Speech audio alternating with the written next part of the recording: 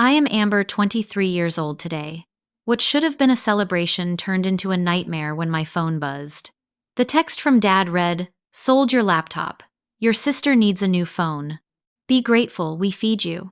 I stared in disbelief as another message appeared. Also, you will pay her tuition, $5,800 by Friday.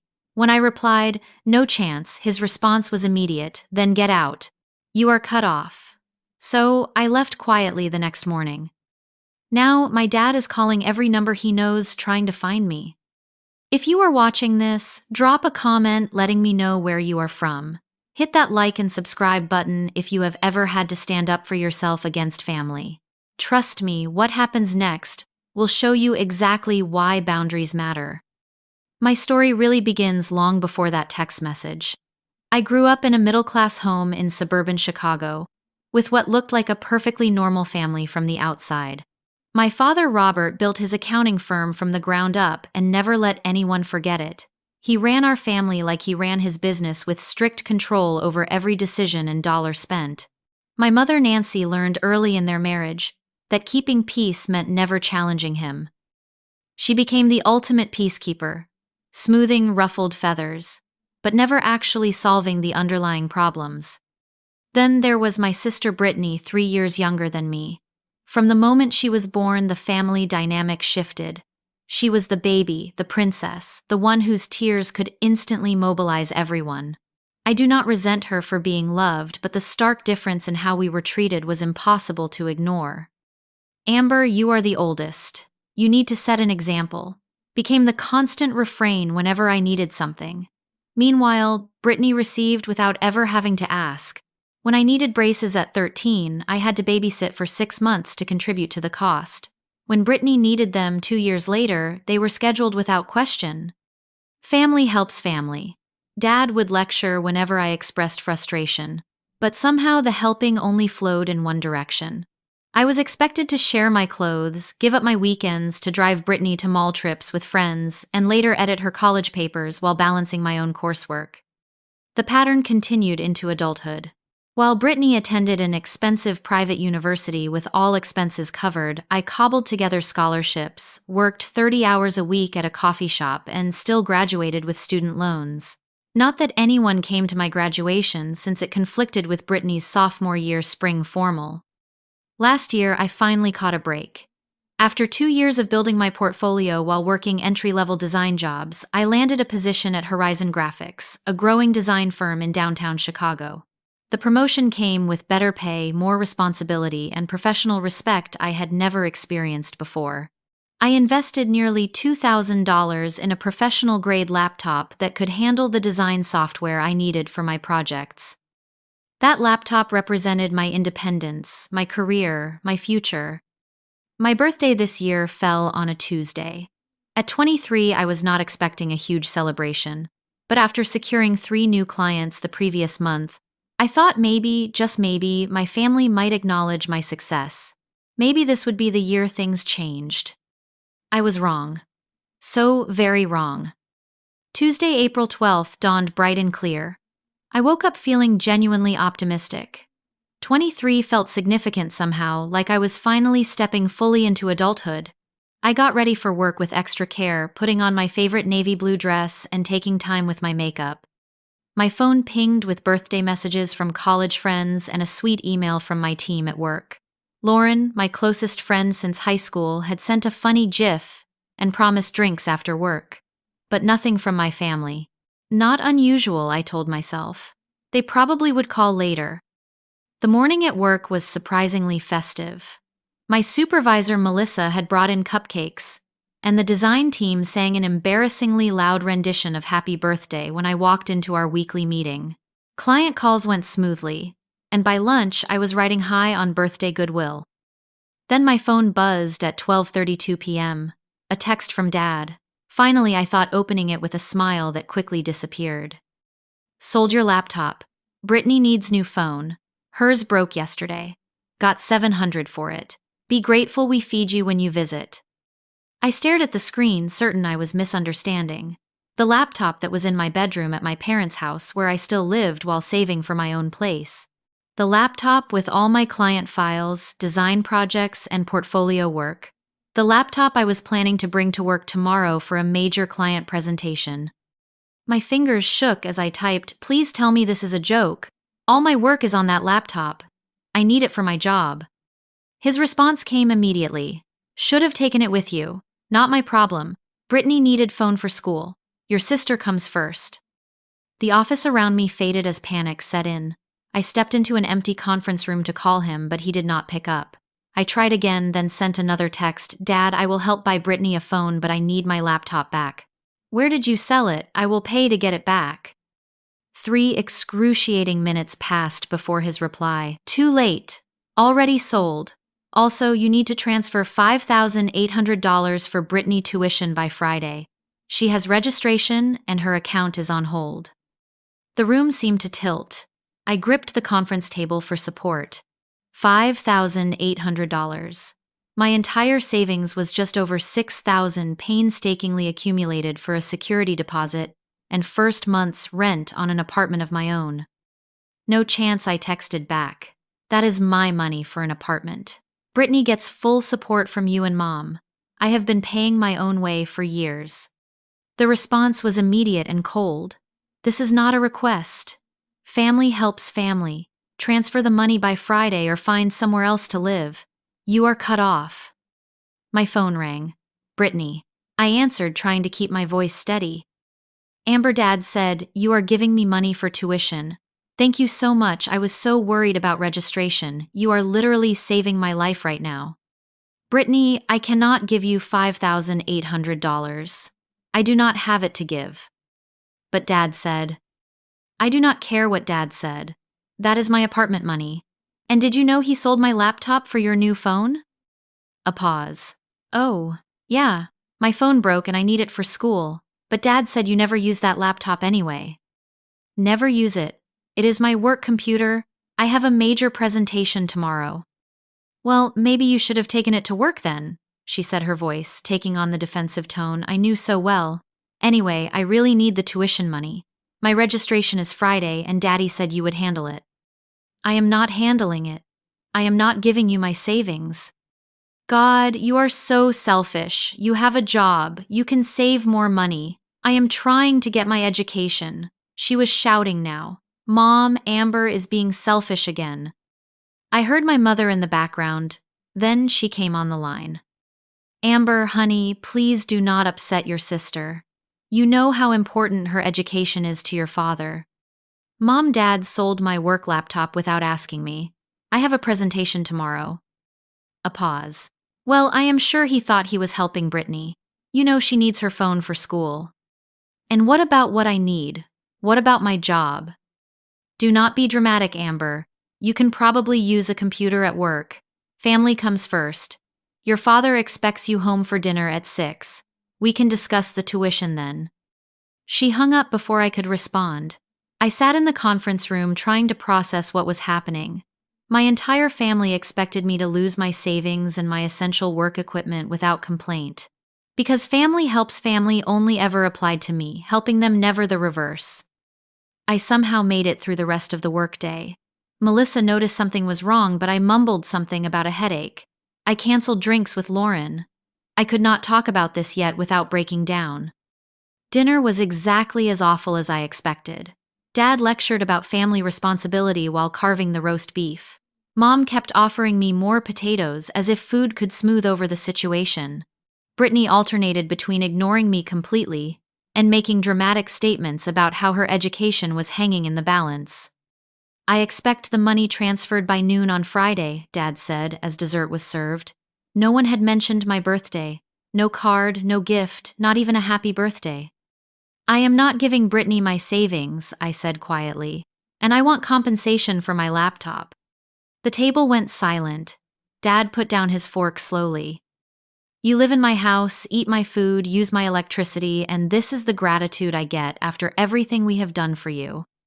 "What exactly have you done for me lately, Dad? I pay for my car, my phone, my insurance. I buy my own clothes, pay my student loans, and contribute to groceries. Meanwhile, Brittany gets everything handed to her."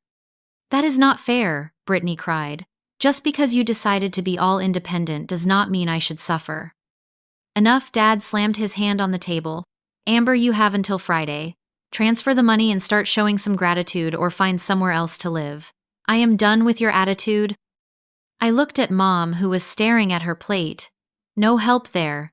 Never any help there. Fine, I said, standing up. I will be out by morning. That night alone in my room, I made the hardest decision of my life, but also somehow the easiest. For 23 years, I had tried to earn approval that was never going to come. I had dimmed my light to avoid outshining Brittany. I had given and given without receiving even basic respect in return. It was time to go. Back in my bedroom, I took stock of my situation with strange clarity. The panic and hurt were still there, but beneath them was something new: resolve. I pulled out my suitcase from under the bed and began a methodical inventory of what I owned versus what I needed. Clothing was easy mostly. Professional attire for work, casual clothes, a few sentimental items like my college sweatshirt. I left behind anything purchased by my parents, which was not much in recent years. Toiletries, makeup, the books that had sustained me through lonely high school years, all came with me. I found my old external hard drive and said a prayer of thanks to my past self for backing up most of my work files last weekend. Not everything was there, but enough that I might avoid complete professional disaster. My financial situation required clear thinking. I had exactly $6,247 in savings. My next paycheck would come in 9 days. My monthly expenses included car payment $315, car insurance $120, student loan payment $230, phone $75, credit card minimum $100. I would now need to add rent, utilities, food, and gas, and a new laptop somehow. The math was daunting, but not impossible if I found a roommate situation rather than my own apartment. I texted Lauren Major family blow-up. Need place to stay for a few days while I figure things out. Can I crash on your couch? Her response was immediate. My door is always open. What happened? Will explain when I see you. Probably coming tomorrow morning. With lodging temporarily secured, I continued packing. In my closet, I found the shoebox containing remnants of my childhood. Report cards with straight, as that were never quite acknowledged. Ribbons from art competitions. A small trophy from the writing contest I won in 8th grade that Dad had called a nice hobby before turning the conversation to Brittany making the junior cheerleading squad. I took the small jewelry box my grandmother had given me before she passed, the only person who had ever seemed to see me clearly. I left the gold bracelet Dad had given me for my 16th birthday, identical to the one he had given Brittany for her 13th. By 2 a.m., my car was quietly packed with everything I was taking. I sat at my desk and wrote a brief note. I have decided to move out as suggested. I will not be transferring money to Brittany as that is my emergency fund and apartment savings. I am not cutting contact with the family, but I am establishing boundaries. I will reach out when I am settled. Amber. I placed it on my perfectly made bed, took one last look around the room that had never really felt like mine, and silently closed the door. The house was dark and quiet as I carried my last bag downstairs. No one stirred as I slipped out the front door for the last time. The click of the lock felt oddly final. The April night was chilly as I started my car and backed carefully out of the driveway. I did not look back at the house. Instead, I drove toward the rising sun, exhausted but somehow lighter than I had felt in years. Lauren lived in a small apartment about 30 minutes from my parents' suburban neighborhood. As I drove through the gradually awakening city, reality began to set in. I had just left home with no real plan. I had enough savings to stay afloat for maybe 2 months if I was extremely careful. I had no laptop for work.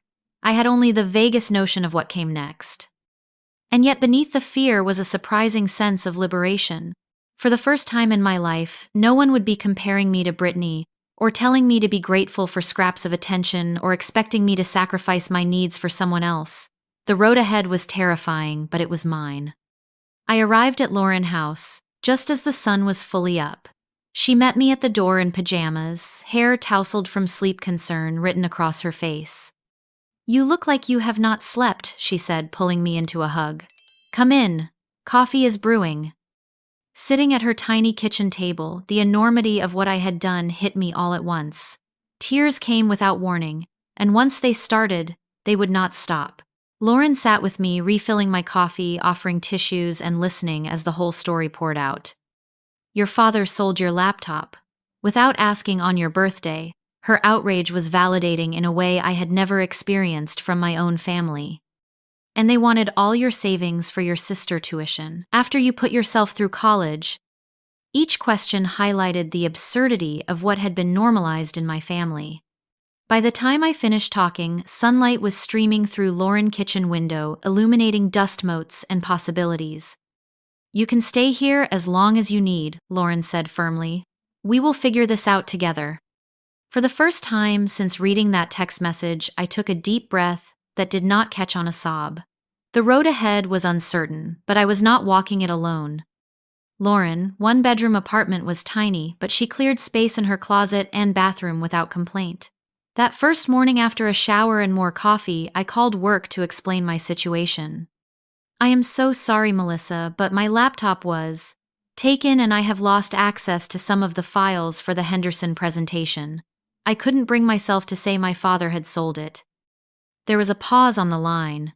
That is a problem, Amber. The Henderson account is significant. I have most files on my external drive, and I can recreate what is missing, but I will need to use the office computer. Come in early, and we will figure it out, she said, her tone softening slightly. Sometimes technology fails us all. I arrived at the office by 7:30 a.m., running on coffee and adrenaline. By lunchtime, I had reconstructed enough of my work to salvage the presentation.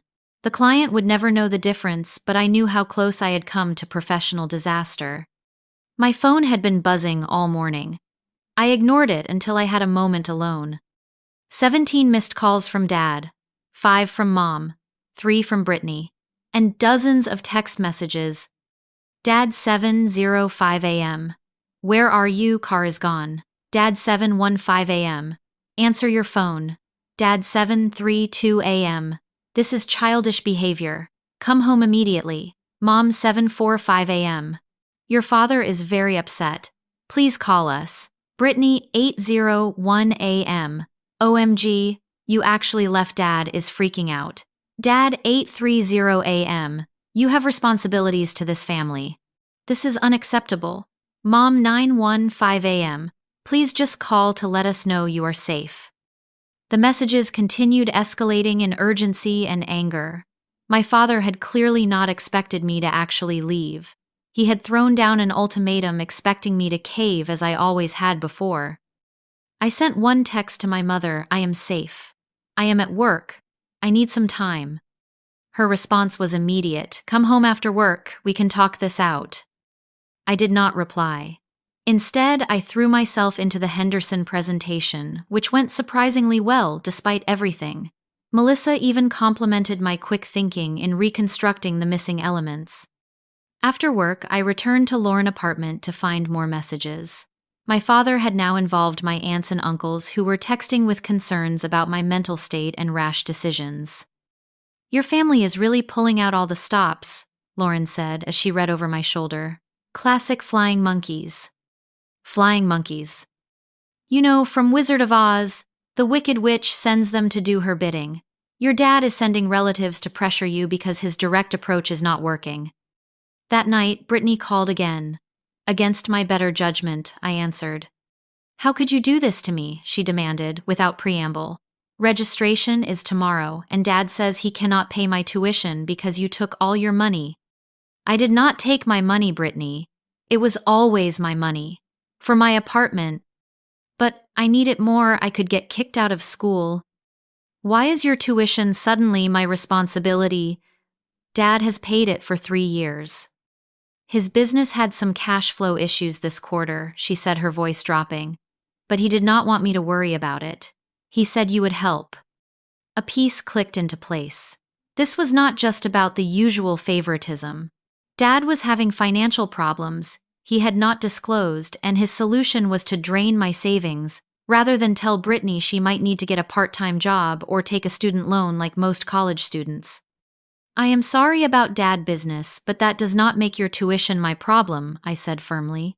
I suggest you talk to the financial aid office about emergency loans or a payment plan. You are so selfish, she cried. Family is supposed to help family. Funny how that only applies when you need something from me. Did you even try to stop Dad from selling my laptop? Silence then. It is just a laptop. You can buy another one. With what money, Brittany? The money you want for tuition. She hung up on me. Minutes later, my mother called. Brittany is crying, Amber. I hope you are happy. The familiar guilt rose, but this time I pushed it back down. Mom, did you know Dad is having business problems? A telling pause. Your father handles the finances, but we will be fine as long as this family sticks together. You mean as long as I hand over my savings to fix everyone else's problems? Do not be dramatic. This is temporary. My answer is still no. The next day, Lauren helped me create a budget and scan apartment listings. We found a promising lead, a room in a shared house with 3 other young professionals for $700 monthly, including utilities. It was in a decent neighborhood and only a 15-minute drive from my office. It is not fancy, but it would give you breathing room to save for a better place, Lauren pointed out. I arranged to see it that evening. The house was older but well-maintained with a small bedroom available immediately. The roommates, 2 women and 1 man in their 20s, all worked full-time and seemed respectful of space and privacy. By the end of the visit, I had paid a deposit and signed a 3-month agreement. You can move in this weekend, said Jasmine, a nurse who had shown me around. We are pretty quiet during the week since we all work different schedules. Perfect, I said, feeling a strange mix of terror and exhilaration. This was really happening. I was starting over from scratch. The financial reality was daunting. After paying the security deposit and first month rent, my savings had dwindled significantly. I would need to find additional income to rebuild my safety net and eventually replace my laptop. I applied for evening and weekend retail positions, anything that would not conflict with my design job. After several applications, I secured weekend shifts at a bookstore in the mall minimum wage plus employee discount. It was not ideal, but it would help. The first week passed in a blur of work, apartment hunting, job applications, and dodging increasingly aggressive messages from my family. By Friday, Brittany was texting that she had to take a student loan because of me, and my father had escalated to threatening to report my car stolen despite the fact that it was fully in my name. My mother showed up at my workplace on Friday afternoon, causing a scene in the reception area until Melissa intervened. Amber is in a client meeting and cannot be disturbed, she told my mother firmly. You will need to contact her outside of business hours. Later, Melissa called me into her office. Is everything all right at home, Amber? Your mother seemed very upset. I took a deep breath and gave her an abbreviated version of the situation. To my surprise, her expression softened. Family dynamics can be complicated, she said. Take Monday off if you need it to get settled into your new place. Just make sure the Donaldson mock-ups are ready for Tuesday. Her understanding brought unexpected tears to my eyes. Thank you. They will be ready, I promise. That weekend, Lauren helped me move my meager possessions into the shared house. My new room was small but clean with a twin bed desk and small closet. My roommates respectfully gave me space to settle in, though. Jasmine dropped off a small houseplant as a welcome gift. Everyone needs something living in their space, she said with a smile. This one is nearly impossible to kill. Just water it once a week. Looking around my new room that night, surrounded by boxes containing everything I owned in the world, I felt a complex mix of emotions. Fear of the unknown, pride in taking this step, grief for the family support I had always craved but never truly received, and underneath it all, a small but growing sense of possibility. The next 2 weeks brought new challenges. My family moved from angry messages to more creative forms of pressure. My father showed up at Horizon Graphics on Tuesday afternoon, demanding to speak with me. Security ultimately had to escort him out, leaving me mortified in front of colleagues I respected. Your father seems Intense, Melissa said carefully afterward. If you need to adjust your work schedule for personal reasons, let me know. I thanked her but insisted I could handle it. In truth, I was terrified the situation would affect my professional reputation. I needed this job more than ever. The financial strain was constant and grinding. After paying my regular bills and setting aside money for gas and groceries, I had little left. The bookstore job helped, but working 7 days a week left me perpetually exhausted. I started bringing my lunch to work instead of buying it, cut out all non-essential spending, and learned to stretch groceries in ways I never had before. When my car started making an ominous knocking sound, I nearly broke down in the parking lot. A mechanic quoted $800 for repairs I couldn't possibly afford. I was looking at bus schedules and calculating longer commute times when my phone rang with an unfamiliar number. Amber, this is Jackie Winters. We met at the design conference last month. I vaguely remembered a confident woman in her 50s who had complimented my portfolio display. I recently started a new creative agency, and I remembered your eye for detail. Would you be interested in some freelance work? I need help with a client pitch, and it pays $500 for the project. It felt like a lifeline thrown when I was drowning. Absolutely. When do you need it by? Monday if possible. I can email you the details if you will send me your address. I hesitated, then admitted I actually lost my laptop recently. I would need to use the computers at work after hours. That is a problem for a designer, she said. Tell you what, I have an older MacBook that still runs the design software. You can borrow it for this project, and we will see where things go from there. 2 days later, I met Jackie at a coffee shop. She handed over not only the promised laptop, but also an external hard drive with all the necessary files and software. Take good care of it, but consider it yours to use until you can replace your own, she said. I know what it is like to be starting out with limited resources. For the first time in weeks, I felt a glimmer of hope. The freelance project went well, leading to another, then another. Jackie became both a client and an informal mentor, offering practical advice and occasional dinner invitations, where she shared stories of her own career struggles. I left an abusive marriage at 28 with nothing but my portfolio and a maxed-out credit card, she told me over pasta one evening. Everyone told me I was throwing away security. 20 years later, I own my agency and my home, and I answer to no one but myself and my clients. Her story gave me courage during the increasingly difficult family situations. My sister had escalated to calling mutual friends and distant relatives, spreading her version of events that I had abandoned the family in a time of need, that I was selfish and ungrateful, that I had caused her academic probation by refusing to help with tuition. Some believed her. High school friends sent concerned messages. A cousin I had once been close to texted that I should stop being stubborn and help my sister. Even Lauren parents who had known me for years asked pointed questions about both sides of the story. The constant defense of my decisions was exhausting. Some days I questioned whether I had done the right thing. Maybe I should have just given Brittany the money. Maybe I was being selfish. Then my mother called with news that temporarily shook my resolve. Your father had a minor heart episode, she said, her voice trembling. The doctor called it a warning sign. He needs to reduce his stress. My stomach dropped. Is he okay? For now.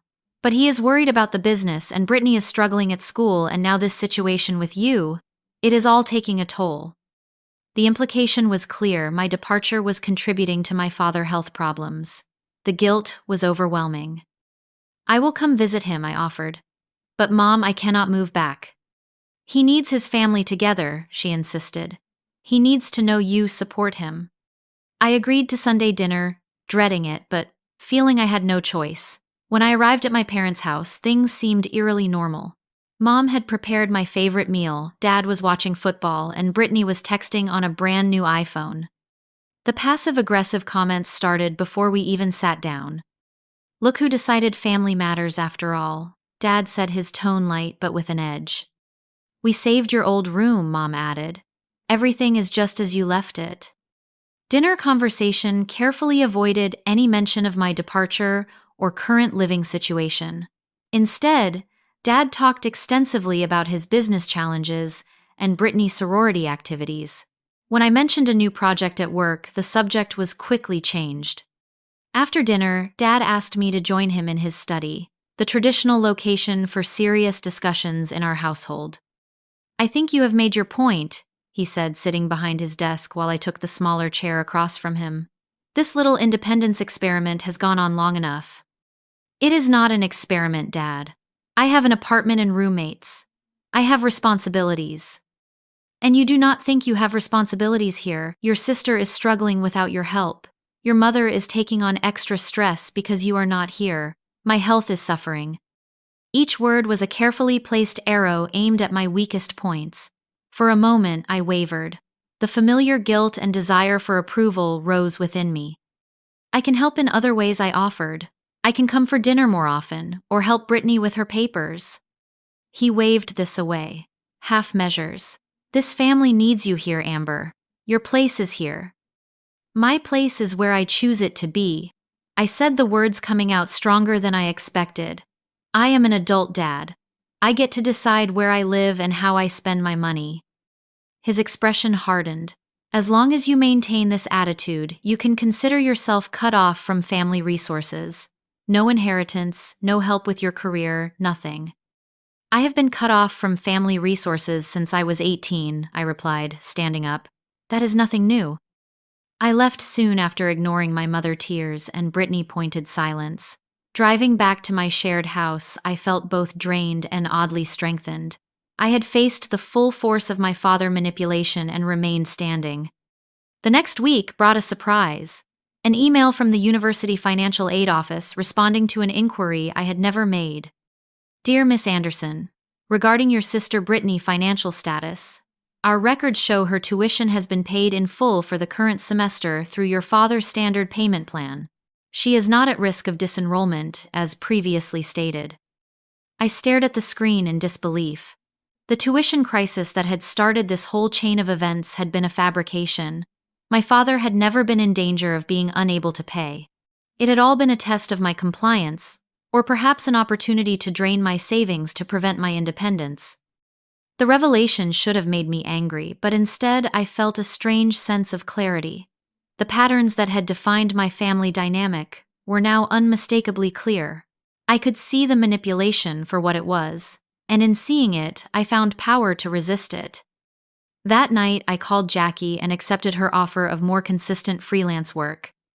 "I want to build something of my own," I told her. "Something that cannot be taken away." "That is exactly the right attitude," she said approvingly. "Independence is built one brick at a time." I was laying those bricks slowly but surely. Each day I remained on my own was a victory. Each bill I paid myself a declaration of independence. Thanksgiving arrived with dreaded inevitability. I had successfully avoided major family gatherings for months, but the holiday was different. Refusing to attend the traditional celebration at my grandmother's house would create a family scandal that would ripple through every branch of the extended family. After much deliberation, I decided to go for the afternoon, only driving myself so I could leave when needed. I brought a homemade pie, determined to be polite but distant. The house was warm and noisy when I arrived, filled with aunts, uncles, and cousins. My grandmother, now 80 and increasingly frail, greeted me with genuine delight. "There is my girl," she said, holding my face in her soft hands. "I have missed you at Sunday dinners." I helped in the kitchen, catching up with Aunt Susan and Uncle Paul, carefully steering conversations away from my current living situation. For a while, it almost felt normal, like I was still part of this family tapestry without the complications. Then my father cornered me in the hallway. "Your mother is expecting you to announce your return home today," he said, without preamble. "It would be the perfect Thanksgiving gift for the family." I stared at him, caught off guard by the directness of the ambush. "I am not moving back, Dad." His face darkened. "You have made your point. This rebellion has gone on long enough." "It is not a rebellion. It is my life." "A life you are barely managing," he scoffed. "Your mother tells me you are working at a bookstore on weekends. Is that really the future you want? Struggling to make rent in some shared housing situation?" Before I could respond, my grandmother appeared in the hallway. "Robert, I need you to carve the turkey," she said, her tone light but her eyes sharp. "Amber, would you help me with something in my room first?" Grateful for the rescue, I followed her to the small bedroom she kept at my aunt's house. She closed the door behind us and sat on the edge of her bed, patting the space beside her. "Now, tell me what is really going on," she said. "I have been hearing all sorts of stories, but I want to hear it from you."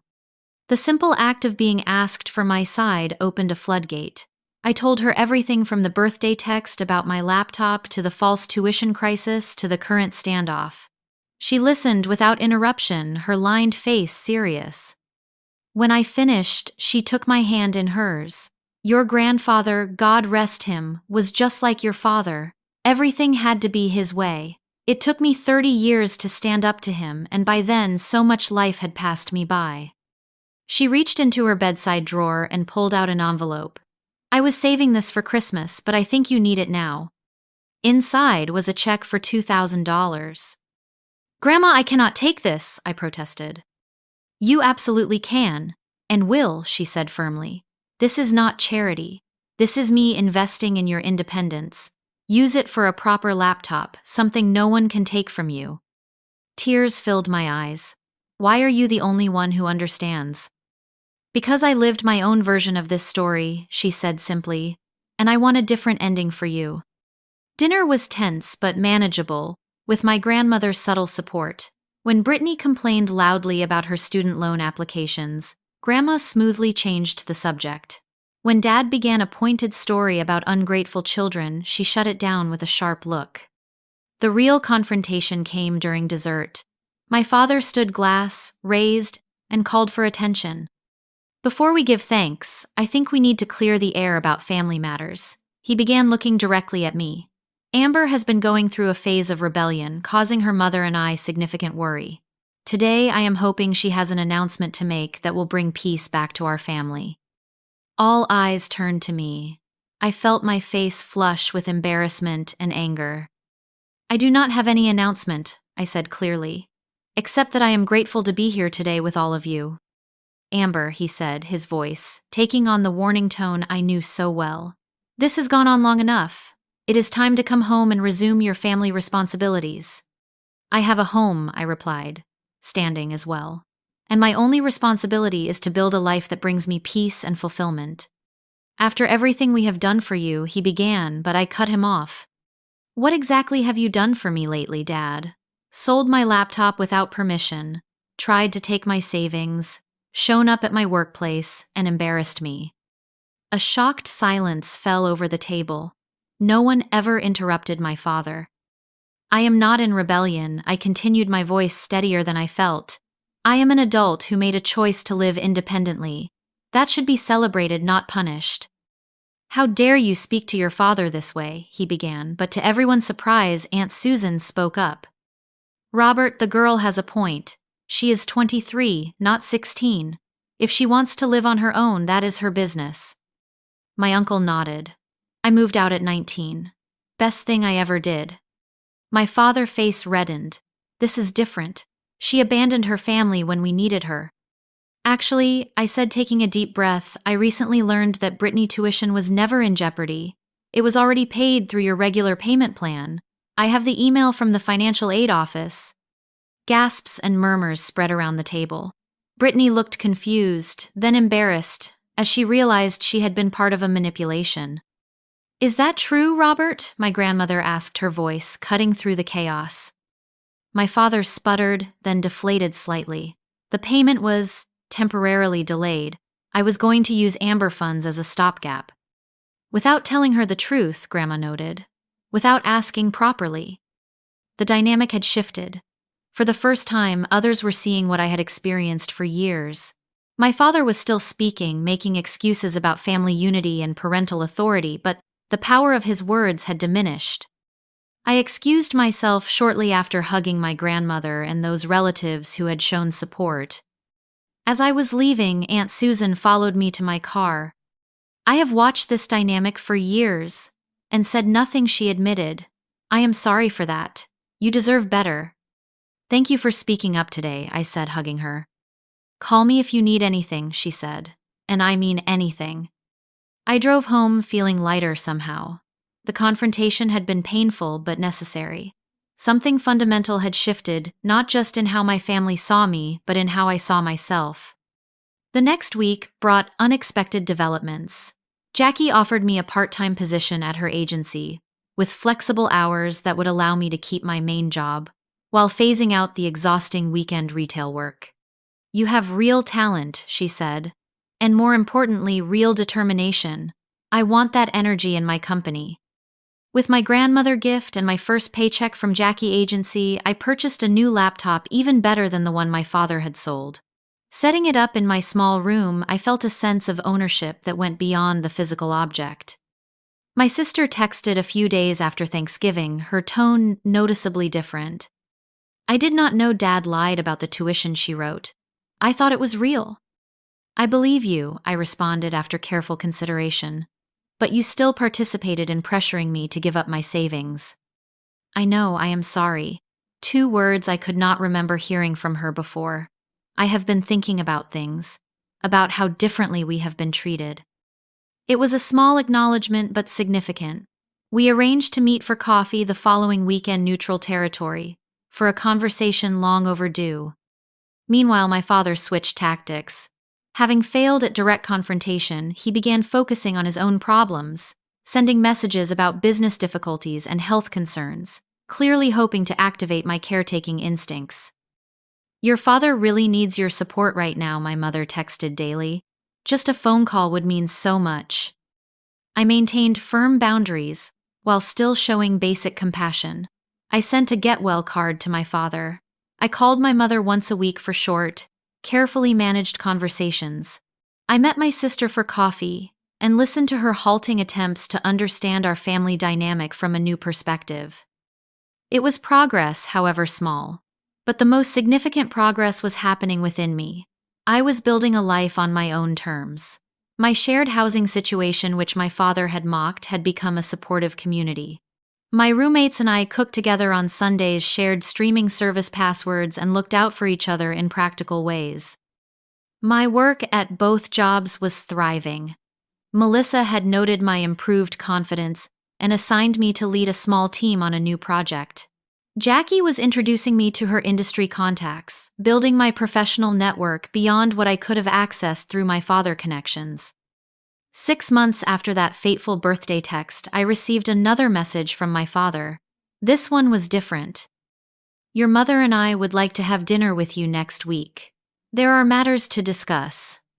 I agreed, but suggested a restaurant rather than their house. On neutral ground, we met, the 3 of us sitting somewhat stiffly around a table. Your grandmother tells me you are doing well. My father began, clearly uncomfortable. I am, I said simply. Your room is still available, my mother added quickly. Anytime you want to come home. Thank you, but I have renewed my lease for another 6 months. My father cleared his throat. I may have been hasty in how I handled things last spring. From him, this was as close to an apology as I was likely to get. I nodded in acknowledgement. We miss you, my mother said, reaching for my hand across the table. The house is not the same without you. I miss aspects of home too, I admitted, but I needed to establish my own life. The conversation was awkward but civil. No dramatic reconciliation, no complete resolution of our differences. But it was a beginning, a recognition that our relationship would need to be rebuilt on new terms with boundaries and mutual respect that had not existed before. As we parted, my father hesitated, then said gruffly, I looked up that design agency you are working for. Jackie Winters has a good reputation in the industry. Coming from him, it was high praise. I simply nodded and thanked him for dinner. Walking to my car afterward, I realized I no longer felt the desperate need for his approval that had driven so many of my choices. I appreciated the small olive branch, but my sense of self-worth no longer depended on his validation. It was the most valuable lesson of my independence. I was enough just as I was without anyone else's acknowledgement or permission. As summer faded into fall, I found myself approaching the 1-year mark of my independence, with a sense of accomplishment I had never experienced before. My tiny bedroom in the shared house had become genuinely mine, decorated with secondhand finds and small art pieces I had begun creating again after years of setting aside that passion. My financial situation had stabilized. With my dual income from Horizon Graphics and Jackie Agency, I had rebuilt my savings and even started a small retirement account. The borrowed laptop had been returned, replaced by my own equipment that no one could take from me. More significant were the internal changes. The constant anxiety that had been my companion for years had diminished. I made decisions based on my own needs and values rather than anticipating others' reactions. I spoke in meetings without downplaying my ideas. I set boundaries in all relationships, not just with my family. My mother had begun visiting me once a month, tentatively at first, then with growing comfort. She would bring small housewarming gifts, unnecessary but well-intentioned, and we would have lunch or visit a museum together. During one such visit, sitting in a cafe near my apartment, she surprised me with an admission. "I have started seeing a therapist," she said, stirring her tea nervously. "After everything that happened, I realized I needed to understand my own patterns better." "That is wonderful, Mom," I said, genuinely pleased. "How is it going?" "Hard," she admitted. "We are talking about codependency and enabling behaviors, things I never saw in myself before." She looked up at me. "I owe you an apology, Amber. I should have protected you more." The words I had longed to hear for years brought unexpected tears. "Thank you for saying that." "Your father and I are also doing some counseling together," she added. "Just a few sessions so far. He resisted at first, but after his business partner suggested it might help with their working relationship, he finally agreed." The news was shocking but welcome. My father seeking help of any kind represented a seismic shift in family dynamics. Brittany, too, was changing in small but noticeable ways. After her uncomfortable realization at Thanksgiving that she had been manipulated, she had begun questioning other family patterns. She had taken a part-time job at the campus library, her first employment ever, and had started managing her own expenses with a budgeting app. "Dad wanted to buy me a new winter coat," she told me during one of our now regular coffee meetings. "But I told him I would rather save up and buy it myself. You should have seen his face." We laughed together, the sound marking a new kind of sisterhood, emerging from the ashes of our old competitive dynamic. The reconciliation with my father was slower and more complicated. Our interactions remained somewhat formal, with careful conversation on neutral topics. But there was progress. He had stopped trying to control my choices or criticize my independence. When I mentioned considering a promotion that would take me to the New York office of Horizon Graphics, he surprised me by asking thoughtful questions about the opportunity rather than dismissing it. "It sounds like an excellent career move," he said during a family dinner, his tone genuine. "Though your mother would miss your monthly visits." It was not quite approval, but it was respect, and I found that was enough.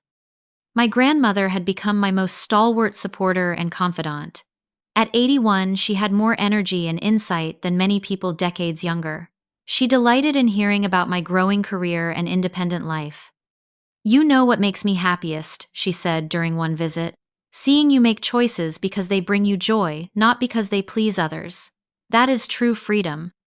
As my birthday approached again, I found myself reflecting on the dramatic changes a single year had brought. The painful text message that had started it all now seemed like a blessing in disguise, the catalyst for growth that might otherwise have taken decades. Lauren organized a small gathering at her apartment to celebrate my 24th birthday. My roommates came along with colleagues from both jobs and a few new friends I had made through a local art class. My mother attended briefly, bringing cupcakes and a gift card, still finding her place in my new life. Brittany came alone, having driven directly from campus. "Dad wanted to come," she explained, "but I told him you should get to decide when you are ready for that." It was perhaps the most thoughtful thing she had ever done for me. After everyone sang and I blew out the candles, Jackie raised her glass in a toast. "To Amber, who taught me something, I thought I already knew that building your life on your own terms is not just about physical independence, but about finding the courage to be authentically yourself even when it is terrifying." The words resonated deeply. This year had indeed been terrifying at times, lonely at others, but never once had I regretted my choice to leave. The path of independence was neither straight nor easy, but it was mine. Later that night, after everyone had gone, I received a text from my father. Happy birthday, Amber. Your grandmother tells me you are doing well at the design agency. The door is always open here, but I respect the door you have built for yourself. Dad. It was not an effusive message, but from him it represented significant growth.